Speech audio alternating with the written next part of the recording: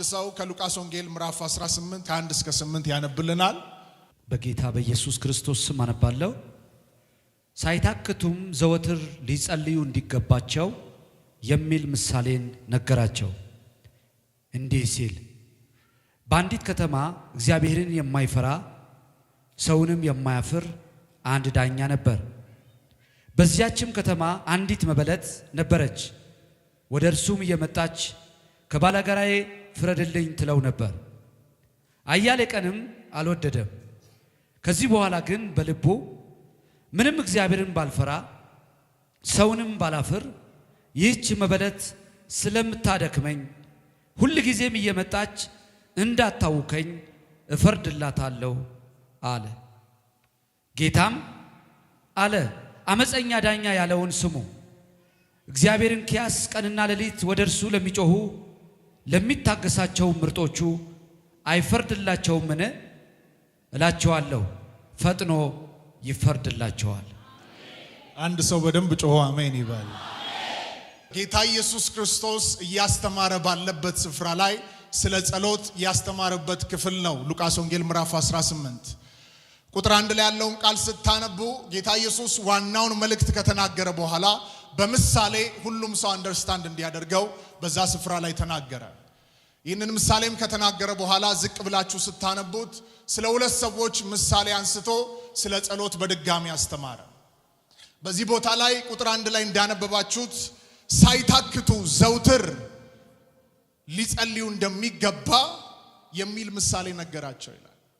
ጌታ ኢየሱስ እዚህ ጋር እየተናገረ ያለው የጸሎት ህይወት አንድ ጊዜ ሰው ጸልዮ የሚያቆመው ወይ ለአንድ ቀን ለአንድ ሳምንት ሰማይን ፈልጎ የሰማይን እርዳታ ፈልጎ ከአምላኩ ጋር ህብረት አድርጎ የሚያቆመውን የጸሎት ህይወት አይደለም የሚያወራው።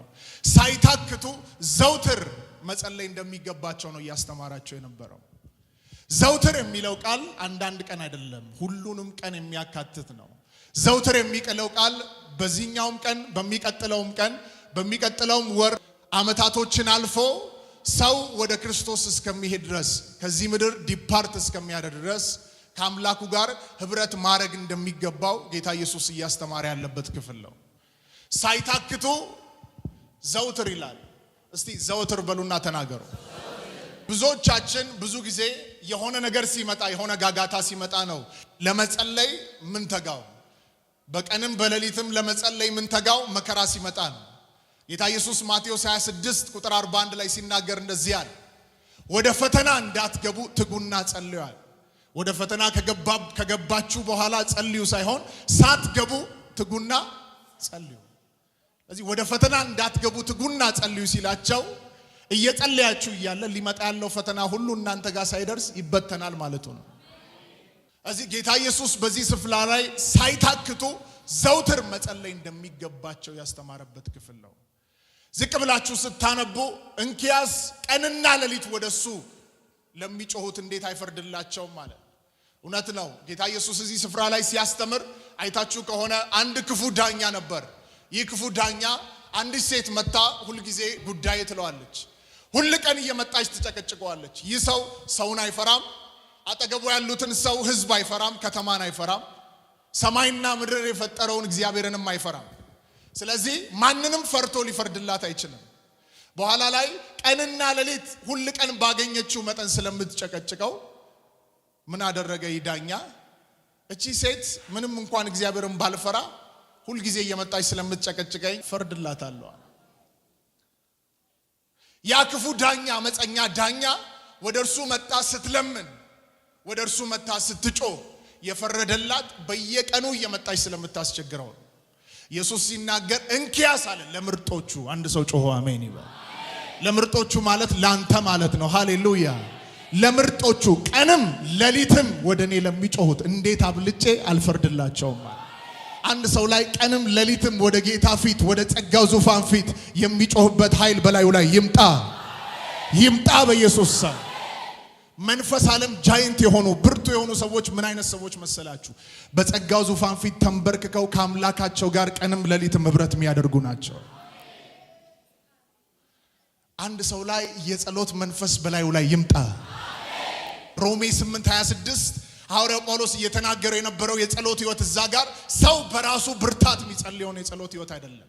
ሰው በራሱ አቅምና ኢነርጂ ላይ ተመስርቶ የሚጸልየው ጸሎት አይደለም። ቃሉን እናችሁ ስታነቡት መንፈስ ድካማችሁን ያግዛል። መንፈስ በማይናገር መቃተት በእናንተ ውስጥ ይቃትታል። ሃሌሉያ። ምን ማለት መሰላችሁ? ደካማ ሆናችሁ ቀርባችሁ ድካማችሁን ይለውጠውና ወደ ብርታት። አሜን አሜን አሜን። ስለዚህ ቀዝቀዘህ ሁሉ ይሆናል የመጣው። ከጥቂት ሰከንድ በኋላ ግን እሳት ሲቆጣጠረ ባንተ ብርታት ላይ ሳይሆን በእሳቱ ብርታት ላይ ተመስርተህ ትጸልያለህ። አንድ ሰው እግሮቹ ወደዚህ የጸሎት ህይወት ይሻገር። ሐዋርያው ጳውሎስ አንደኛ ተሰሎንቄ ምዕራፍ 5 ቁጥር 17 ላይ ሲናገር ሳታቋርጡ ጸልዩ አለ። ይህን ሲናገር ልብ ብላችሁ ስሙኝ። አንዳንድ ሰው ሚስ አንደርስታንድ እንዳታደርጉ፣ ሳታቋርጡ ቀንም ማታም በራችሁን ዘግታችሁ ተንበርክካችሁ ዋሉ እያለ አይደለም። በጸሎት አቲቲዩድ ውስጥ በጸሎት መንፈስ ውስጥ አሳልፉ እያለ ነው ያለው። ስለዚህ ሳታቋርጡ አለ ጳውሎስ። ኢየሱስ መጣና ደግሞ ዘውትር አለ። አሜን አሜን። ስለዚህ እነዚህ ቃሎች ስታያቸው ዘውትር፣ ሳታቋርጥ እስከ ህይወታችን ፍጻሜ ድረስ የሚያመለክቱ ቃሎች ናቸው። ወይኛ ወደ ጌታ እስከምንሄድ ወይ ደግሞ እሱ እስከሚመጣ ድረስ። ሃሌሉያ። አንድ ሰው አሁን ለምሳሌ ለምን ጸልያለሁ ሊል ይችላል። ሶስት ነገሮችን ልናገር። ለምን ትጸልያላችሁ? አንደኛው ትእዛዝ ስለሆነ ነው። መጸለይ ስላለባችሁ ግዴታ ስለሆነ ነው። ይህን ያዘዘው አንድ ሰው አይደለም፣ ሰማይና ምድርን የፈጠረ መለኮት ነው። ስለዚህ ሳታክቱ ዘውትር ምን በሉ አለ? ጸልዩ አለ። እያዘዛቸው ነው።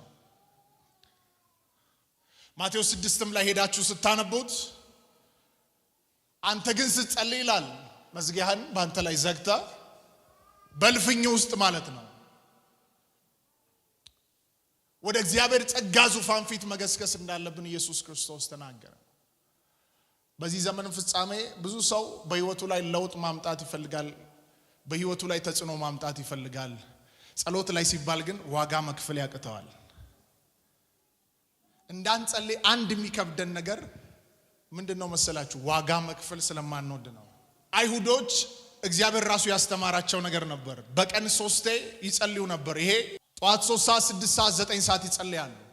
የሚገርማችሁ አንድ ዳንኤል የሚባል ሰው ስታዩ ከአይሁድ ወይም ሲኖርበት ከነበረ ሀገር ተማርኮ ወደ ባቢሎን ሄዶ ብዙ ሰው እግዚአብሔር ያስተማራቸውን ቃሉ ያስተማራቸውን ነገር ረስተው እንደፈለጉ ሲኖሩ፣ ይህ ሰው ግን በባዕድ ምድር ማንም በማያየው ስፍራ፣ ካህናቶች እሱን በማያዩት፣ ፈሪሳውያን ሰዱቃውያን በሌሉበት ቦታ፣ እስራኤል በተበተነችበት ስፍራ በባዕድ ምድር ሆኖ በቀን ስንት ጊዜ ይጸልይ ነበር? 3 ይጸልይ ነበር። ለዚህ እንደውም በዙሪያው የነበሩ ጠንቋዮች፣ በዙሪያው የነበሩ መተተኞች ዳንኤል እንዲጠፋ ስለፈለጉ በሱ ዙሪያ ክፍተትን መፈለግ ጀመሩ። በዙሪያው ክፍተት ሲፈልጉ ምንም ነገር እንደሌለ ሲያውቁ በዚህ ሰው የምናገኘው አንድ ምክንያት አለን፣ አንድ መንገድ አለ፣ ይህን ሰው ምንጥልበት አሉ። ስለዚህ ከአምላኩ ሕግ በቀር በዚህ ሰው ላይ ምንም ነገር ስለማናገኝ በጸሎት ላይ የሆነ አዋጅ እናውጣሉ። ስለዚህ the only thing ዳንኤል በነበረበት ዘመን የተከለከለው በዛ ወር ላይ ሰው ወደ ሰማይ እንዳይጸልይ፣ ወደ ጌታ እንዳይጸልይ ነው። ስለዚህ ንጉሥ አዋጅ አወጣ።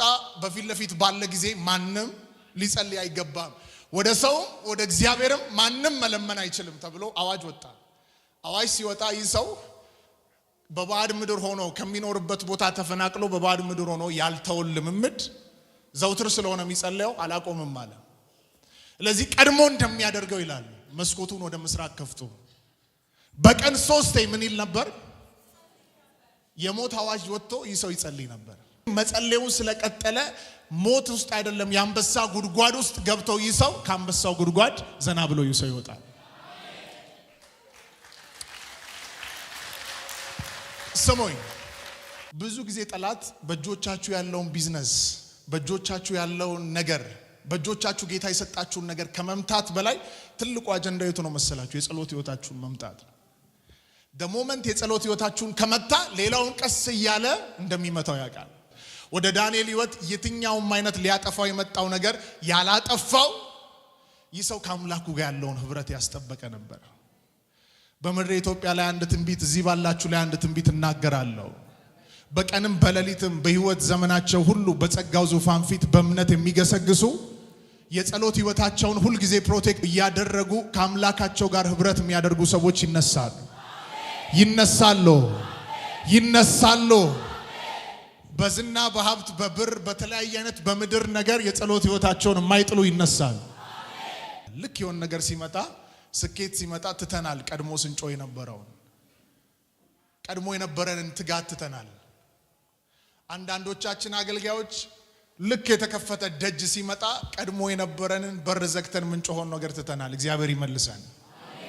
ለምን እንጸልይ የሚለውን ቅድም ተናግሬ ነበር። አንደኛው ትእዛዝ ስለሆነ ነው። ሁለተኛው ከአምላካችን ጋር ህብረት የምናደርግበት መንገድ ስለሆነ ነው። ሶስተኛው አሁን እየተናገርኩት ያለውት ቃል ነው። ለመለወጥ የክርስቶስን መልክ ለመምሰል ሰው መጸለይ አለበት። ሰው ለመለወጥ ከፈለገ የትላንትናውን መልክ ድሮፕ አድርጎ አዲስን መልክ እየያዘ ከክብር ወደ ክብር ከኃይል ከእምነት ለመሻገር ከፈለገ መጸለይ አለበት። አሜን አሜን። ለዚህ ነው ሲጸልይም ሰማይ ተከፈተ ይላል። ቀድሞ የነበረው መልክ ተለወጠ። በዛ ቦታ ላይ ሙሴና ኤልያስ ተገለጡ። ደቀ መዛሙርቱ ሌሊት ነው ተኝተዋል። የሆነ ነገር እንደሆነ ተሰማቸውና ከእንቅልፋቸው ነቁ። ልክ ሲነቁ ኢየሱስን አይተው በማያውቁበት ክብር አዩት። አጠገቡ ሙሴና ኤልያስ አሉ። ያ ስፍራ ያ ተራራ አይተው በማያውቁበት ክብር ተሞልቷል። ወዲያውኑ ከጴጥሮስ አንደበት አንድ ቃል ወጣ። ለኛ በዚህ መሆን መልካም ነው። ላንተ አንድ ድንኳን፣ ለሙሴ አንድ ድንኳን፣ ለኤልያስ አንድ ድንኳን እንሰራለን። እኛ ብርድ ላይም ሆነን በዚህ ስፍራ ላይ ያንተን ክብር እያየን እንኖራለን። በእኛ ለዚህ መሆን መልካም ነው ሲል ወደ ታች ወደ ትዳሬም መመለስ አልፈልግም፣ ወደ አሳ ንግድም መመለስ አልፈልግም። እንደውም ሌላ ልንገራችሁ፣ ወደ አገልግሎት እንኳን መመለስ አልፈልግም። በዚህ መሆን ለኔ መልካም ነው። ታውቃላችሁ የእግዚአብሔርን ፊት መፈለግ ከማገልገል እንደሚበልጥ። እነዚህ ሰዎች በዚህ መሆን ለኛ መልካም ነው ያሉበት ቦታ የተመቻቸ ቦታ አይደለም፣ ብርድ ያለበት ጨለማ ያለበት ቦታ ነው። ነገር ግን በዚህ መሆን ለኛ መልካም ነው ሲሉት ኢየሱስ ክርስቶስ ታች ወዳለው አገልግሎት እንኳን የሞተ ሲነሳ ለምጻሙ ሲነጻ ወዳለበት እንኳን መውረድ አንፈልግም። እኛ በዚሁ ስፍራ ላይ ያንተን ክብር እያየን መኖር ነው የምንፈልገው። አምናለሁ ዛሬ 10 ሰዎች ላይ 20 ሰዎች ላይ ህይወታቸው ተመሳሳይ ሆነው ላይሻገር ወደሚቀጥለው ዓመት ኦካሃቲያ ዳቬራ ካያስ የውስጥ ሰውነታቸው በጸሎት ጉልበት በኃይል ሊለወጥ ዛሬ የሚጎበኙ ሰዎች አሉ። በጌታ ፊት አንድ ጊዜ አንድ ቀን ገብታችሁ ጮኻችሁ ሙሉ ቀን አሳልፋችሁ የምትወጡት ሳይሆን በየቀኑ በቀንም በሌሊትም ከእግዚአብሔር ጋር ህብረት ስታደርጉ ህይወታችሁ አለመለወጥ አይችልም። ኤፌሶን 6:18 ላይ ሲናገር ሐዋርያው ጳውሎስ እንደዚህ አለ፣ በጸሎትና በልመና ሁሉ ዘውትር በመንፈስ ጸልዩ። ሐዋርያው ጳውሎስና ጌታ ኢየሱስ ክርስቶስ ስለ ጸሎት በጣም ጠበቅ ያለ መልእክት አስተላልፈዋል። ዘውትር ሳታቋርጡ ብለው ተናግረዋል ማለት ነው። ይህ የእምነት አባት ሲናገር በጸሎትና በልመና ሁሉ ዘውትር በመንፈስ ጸልዩ አለ። ዘውትር እንዴት ደስ ይላል! ዘውትር በመንፈስ መጸለይ። በስራ ቦታችሁ ሆናችሁ በጸሎት መንፈስ ውስጥ መሆን፣ ከጌታ ጋር ህብረት ማድረግ እንዴት ደስ ይላል! ጠላት በየትኛው መንገድ በህይወታችሁ ላይ ክፍተት አያገኝም። ለእናንተ አይደለም ለዘመናችሁ ለትውልዳችሁ መፍትሄ ትሆናላችሁ። አንድ ሰው በደንብ አሜን ይበል። ሳይታክቱ ሰዎች ሲጸልዩ ዘውትር በመንፈስ ሲጸልዩ እነሱ ያልሄዱባቸው ቀናቶች ላይ ጸሎታቸው እንደሚሄድ ታውቃላችሁ። ለዚህ ነው ቃሉ ሲናገር ቀኖች ክፎች ናቸውና ዘመኑን ዋጀዋል። ሳትገባ ነው የምትዋጀው፣ ሳትገባ ነው በእጅ ስር የምታደርገው። አሜን አሜን። ሌሊታችሁ ውስጥ ተሻገሩት። 6 ሰዓትን አልፋችሁ ተኙ። ቀኑን በጸሎት ተቀበሉት። ይህ ቀን የገባው ሌሊት 6 ሰዓት የሚጸልይ ሰው ምን አይነት ሰው መሰላችሁ? እየጸለየ መጨረሻ ግን ፕሬይ እያደረገ ከአምላኩ ጋር ህብረት አድርጎ የሚተኛ፣ ስጋው ሲተኛ መንፈሱ ከአምላኩ ጋር ህብረት ያደርጋል። እና ሲነሳ ድብርትን ይዞ አይደለም ድምጽ ይዞ ይነሳል። ሲነሳ ራእይ ይዞ ይነሳል። ሲነሳ ህልም ይዞ ይነሳል። ይሄ መሬ ነው።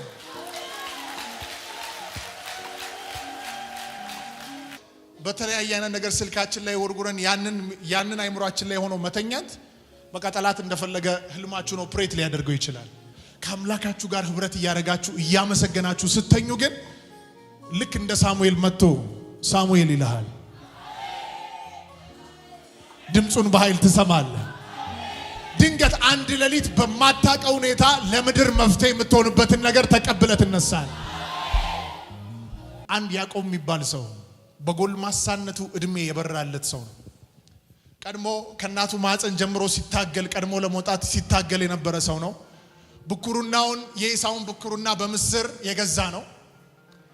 አባቱ ጋር ለመባረክ ልብሱን ቀይሮ ድምጹን ቀይሮ በረከት የተቀበለ ሰው ነው። በረከት ተቀብያለሁ ብሎ ሲወጣ ግን ገዢ አይደለም የሆነው። ወዲያው ስደት ነው ያጋጠመው። አታሎ ስለሄደ ማለት ነው። ሳይገባው በፊት ላባም ጋር ተገዝቶ ለ20 ዓመት ሙሉ ተንከራቷል። ለ7 ዓመት ለአንድ ሚስት ለንብረት ሁሉን ካገኘ በኋላ የሚፈልገውን ነገር ትክክለኛው ነገር ያ እንዳልሆነ ገባው። ስለዚህ ወንዝ አሻገራቸውና ለ21 ዓመት ሙሉ የለፋበትን ነገር ካይኑ ለየ ላከው። ይህ ሰው 21 ዓመት ሙሉ የለፋበትን ነገር ካይኑ መለየት አይፈልግም። ነገር ግን ሲገባው ሲበራለት ሁሉንም አሻገረና ላከ። እሱ ብቻውን ቀረ። አሜን በሉኝ እስቲ። ግን በጣም የህይወቱ ትልቁ ኳሊቲ እዚህ ጋር ነው የምታዩት። ብቻውን ቀርቶ አልተኛም። እግዚአብሔር እንዲገለጥለት እንዲወርድለት ያደረገው ብቻውን መቅረቱ ብቻ አይደለም። ከአምላኩ ጋር ህብረት ያደርግ ነበር። እግዚአብሔርን ይፈልግ ነበር። ብቻውን ቀርቶ ይጸልይ ነበር። ካልባረከኝ ይላል። የተገለጠለት ሰዓት አይደለም ካልባረከኝ አለቀም እያለ ነበረው። እግዚአብሔር ሳይገለጥለት በፊት ባርከኝ እያለ ይጮህ ነበር። እየጮኸ እያለ ሰማይ ወረደ እሱ ጋር። እግዚአብሔር ለያዕቆብ በሚታገልበት መንገድ ሆኖ ራሱን ገድቦ ወረደ።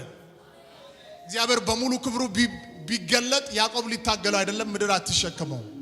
ያዕቆብ ፊት ለፊት ሲወርድለት ያዕቆብ አሁን በቃ ጸሎቴ ተሰምቷል አለ። ስለዚህ ያዘውና ካልባረከኝ አልለቅህም አለ። ህይወቴን ካልለወጥክ አልለቅህም። የኔ እጄ ላይ ያለው ንብረትና ሀብት አይደለም በረከት ማለት ለካ አንተ ነህ አለ። ስለዚህ ይዞ ሌሊቱን ሙሉ ይታገላል። እግዚአብሔር እንዲህ ይለዋል፣ ሊነጋጋ አቅላልቷል። ልቀቀኝ ሲለው አልለቅህም፣ ካልባረከኝ አልለቅህም። እንደዚህ አይነት ሰዎች ምን አይነት ሰዎች ናቸው መሰላችሁ? ልክ የሆነ ነገር ሲመጣባቸው ጸሎታቸውን አቋርጠው መሄዱ አይደለም። የሆነ ነገር ካልተቀበልኩ ካንተ ጸጋ ዙፋን ፊት ከመስቀል ስር አልነሳም የሚሉ ናቸው። ወዲያውኑ እንደዚህ ያለው ስም ማን ነው አለ። ይህ ሰው ስሙን ሳያታል ነገረው። አጭበርባሪ ነኝ ያዕቆብ ነኝ ብሎ ነገረው። ለአብርሃም ለይስሐቅ ያልተሰጠውን የተስፋው ምድር የምትጠራበትን ዋናውን ስም ለሱ ሰጠው። ከዚህ በኋላ ስምህ እስራኤል ይባላል።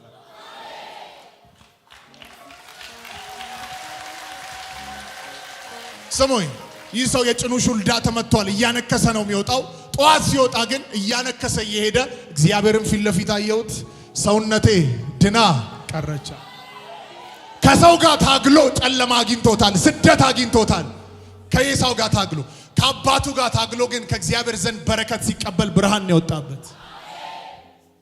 ዘፍጥረት 35 ላይ ስታነቡት ከዛ በኋላ ያዕቆብ በዙሪያው በነበሩ ከተሞች ሁሉ ላይ ማስፈራት ሆነ ይላል። አንድም ሰው አላሳደደው። ስሙኝ፣ አንድ ላባ ዝም ብሎ ደሞዙን የሚቀያየርበት ሰው እንደፈለገ የሚያታለው ሰው ያዕቆብ ከተማ ከዛ በኋላ ፈራው።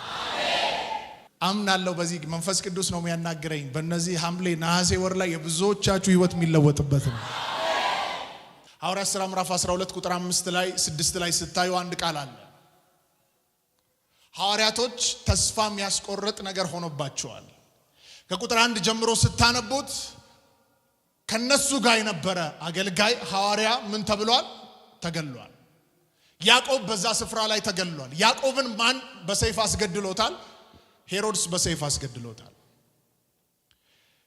ያ መገደሉን ሲያዩ አይሁዶች ደስ አላቸው።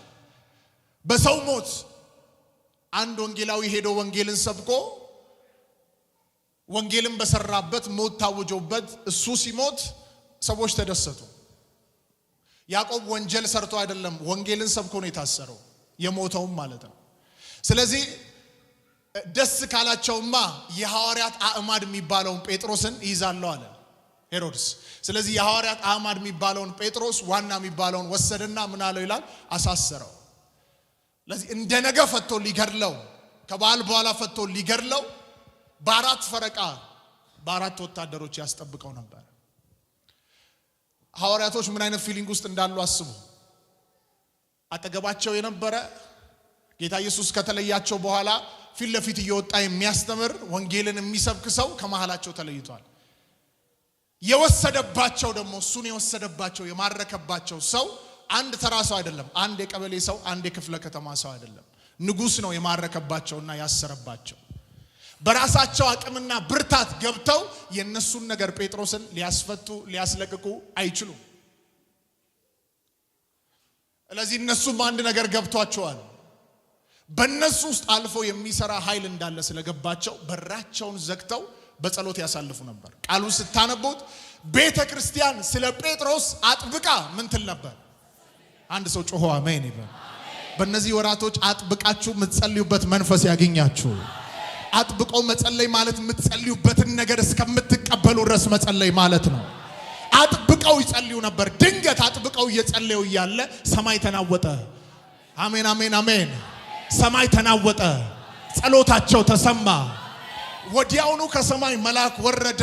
ጴጥሮስ ተኝቶ በነበረበት እንደነገ ሊገደል ባለበት የእግዚአብሔር እጅ የእግዚአብሔር ብርሃን ጣልቃ ገባ። ይህ ሰው እጅና እግሩ ታስሯል። እዛ እስር ቤት ውስጥ ሰው ገብቶ ሊያስመልጥላቸው አይችልም። ነገር ግን እነዚህ ሰዎች እንዴት አድርገው ከጠላት እጅ የተያዘባቸውን ነገር ነፃ እንደሚያወጡ ስበው እንደሚያወጡ ስለሚያውቁ በጸሎት ነው ያሳለፉት። ብዙ ነገራችሁ ከሰው እጅ አይደለም። ተንበርክካችሁ ስትጸልዩ እናንተ ሌሊት እየጸለያችሁ በማታውቁት መንገድ ጸሎታችሁ ቀድሞ ሄዶ ነገራችሁን ያስፈታል።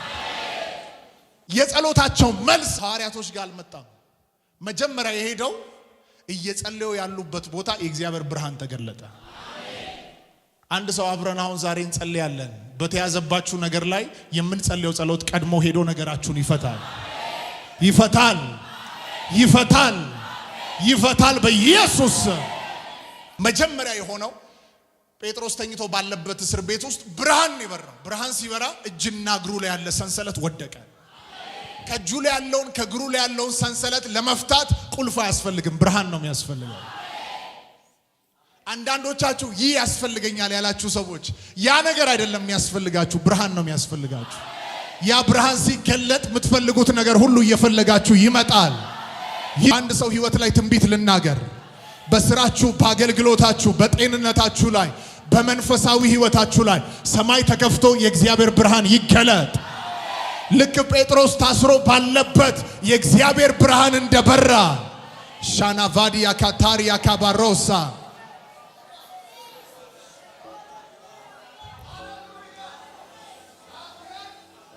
አውጃለሁ። የሚቀበል ሰው እስከሚኖር ድረስ አውጃለሁ። ተነብያለሁ። አሁን በዚህ ሰዓት ላይ ጴጥሮስ ታስሮ ባለበት ስፍራ፣ እጅና እግሩ ታስሮ ባለበት ስፍራ አገልግሎትህ አይቀጥልም፣ ክርስቶስን መግለጥህ አይቀጥልም ተብሎ ታስሮ ባለበት የእግዚአብሔር ብርሃን ከሰማይ ወርዶ ጴጥሮስ በታሰረበት ስፍራ እንደተገለጠ አውጃለሁ። ዛሬ በህይወታችሁ ላይ ይህ ብርሃን ይገለጥ። ይህ ብርሃን ይገለጥ። ይህ ብርሃን ይገለጥ። በአገልግሎታችሁ ላይ ይገለጥ። በስራችሁ ላይ ይገለጥ። በጤንነታችሁ ላይ ይገለጥ። የትኛውም አይነት መንገድ የናንተ ነገር ከተያዘበት ቦታ ዛሬ ወደ እጆቻችሁ ይመጣል። እነዚህ ሰዎች እየጸለዩ እጅና እግሩ ላይ ያለ ሰንሰለት ወደቀ። የጌታ ብርሃን ተገለጠ። መልአኩ ጎኑን መታው፣ ነቃ፣ ልብሱን ለበሰ። የመጀመሪያው በር ተከፈተ፣ የቀጣዩም ተከፈተ። የከተማው በር ብዙ ሰዎች የሚዘጉት በር አውቆ ተከፈተ። ሄይ ሳኒያ ታራ ቬኔካያስ ደጃችሁ በጸሎት ኃይል አውቆ ይከፈት። የዓመታት ደጅ አውቆ ይከፈት። ይከፈት ይከፈት ይከፈት ይከፈት በኢየሱስ ስም። አሁን በምናገርበት የጸሎት ኃይል ነገራችሁ ይለቀቅ ይለቀቅ። ሐዋርያቶች እየጸለዩ ነው ያሉት። አሁንም ለካ እየጸለዩ ያለ ነገራቸው እየተሰራ ነው። ጴጥሮስ የመጨረሻው ደጅ አውቆ ተከፈተለት። እሱ ራሱ ህልም የሚያይ ነው የመሰለው እንጂ እውን አልመሰለው። አንዳንድ ሰው ዛሬ ህልም እየመሰለው ይጎብኝ በኢየሱስ ስም። ህልም እንጂ እውን አልመሰለው። ሄደ፣ የሚጸለይበት ቦታ አንኳኳ። ለካ በር ላይ የሚያንኳኳው የጸሎት መልሳቸው ነው። አንተ ተንበርክከህ ስትጸልይ የአባቶችን አምላክ የአብርሃምን የይስሐቅን የያዕቆብን አምላክ ያህዌን ኤልሻዳይን ጀሆቫን እሱን ስትጣራ የምትጸልይበት መልስ በርህን አንኳኩቶ ይመጣል። በርህን አንኳኩቶ ይመጣል።